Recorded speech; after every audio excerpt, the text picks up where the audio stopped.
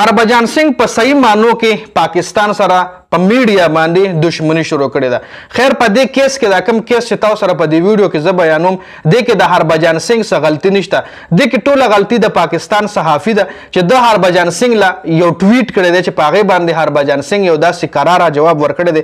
یقینا چې دا جواب هربھجن سنگھ له نو ورکول پکار ولې نو ورکول په هغې باندې خبره کوو. په دې ټول نه پیله د پاکستان دا یو صحافي دی فرید خان د نوم دی چې د هربھجن سنگھ ګوره په دې خپل ټویټ کې منشن کړی دی چې هاي هربھجن سنگھ this is why you have security issue in Pakistan right چې تله د پاکستان کې چې کومه د سکیورټي ایشو ده د هغې وجه دا ده چې ښکته ولا دا دوه تصویران ټچ کړي دي. دا په ټیسټ میچ کې شهید افریدي په هربھجن سنگھ باندې 4 چکې په مخه وهلې وي. په ټیسټ میچ کې شهید افریدي په هربھجن سنگھ باندې 4 چکې په مخه والې وي. نو د صحافي ول لیکلي دي چې تله ذکر سکیورټي ایشو مسله ده د دې میچ په وجه باندې لکه پتا باندې شهید افریدي په ټیسټ میچ کې 4 چکې په مخه والې وي. نو په دې وجه تو سکیورټي ایشو باندې کېږي ځکه هربھجن سنگھ دا خبره کړې و چې پاکستان سیف نه دی نو د انډیا ټیم له پاکستان له تلل نه دی پکار.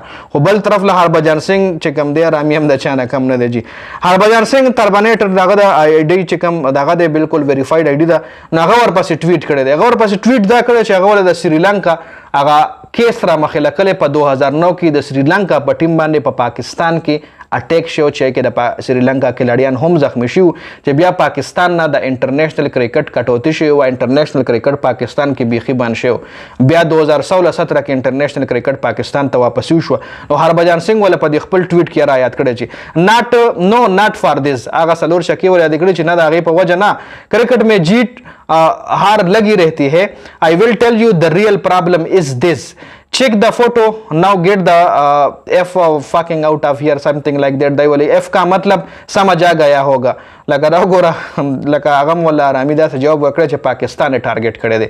ښه F means your name. Please don't think what you are thinking the meaning of F. دا هغه فرید نوم که نه you know what I mean پیس دلته ول هغې ویلي پیس. خو پیس که تاسو مطلب وي نو تاسو به داسې کول نه. خیر دا وګورئ جي دا هغه سریلانکا هغه کیس وله ده را مخکې له کړی دی چې سریلانکا کې په پاکستان باندې حمله شوې وه. نو دا هغه سکیورټي زه یادوم. زه هغه سکیورټي نه یادوم چې په ما باندې شهید افریدي 4 چکې وهلې وې. میچ کې خو ګټه او جیت هار راځي خو زه دا سیناریو یادوم چې دې سیناریو په وجه باندې پاکستان سیف کنټري نه ده. نو دې ځای کې هربھجن سنگھ دلته پاکستان ټارګېټ کړی دی. هلته چې کوم دی هغه سنګل هینډډلی هربھجن سنگھ ټارګېټ کړی. د پاکستان صحافي صرف هربھجن سنگھ پرسنلی ټارګېټ کړی دی او دلته هربھجن سنگھ چې کوم دی هغه ټول پاکستان کنټري ټارګېټ کړی دی په خپل ټویټ کې. نو خیر شروعات خو دې طرف نه فرید خان صحافي چې کوم دی اټلیسټ دله داسې قسم ټویټ نو پکار مه چیړه ولې چیړې ته دا تارونه ولې چیړې وروره د پاکستان صحافي ته ولې داسې ټویټ کې هغه طرف نه خامخه این کا جواب پتر سے تو ملے گا. نو هغه رنګ هربھجن سنگھ چې کوم دی هغه ول دغه رنګ جواب ورکړی. اوس دې حوالې سره تاسو څه رای لرئ په کمنټ کې را سره شریک. په ما خو خپله دا ټویټ خو نه لګېدو ځکه دې کې زموږ د وطن د پاکستان بدنامي شوې ده. نو د ویډیو کتلو زیاته مننه جي. والسلام.